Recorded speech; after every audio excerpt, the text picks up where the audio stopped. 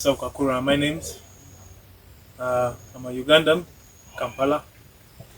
I got interested in greenhouse farming, so I went over the internet to search for a company that is affordable. I found myself uh, in touch with a company called Aqua Kenya. Next thing I did, I went to Nairobi, at their offices, Nairobi, Kenya.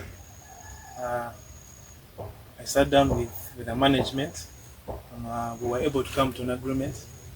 The next thing was to travel back to Uganda, Sika, is where the farm is. Aqua gave me a technician called Jacob, who I've worked with ever since his arrival. It has well been over a month now, and we have managed to do 6 wooden houses.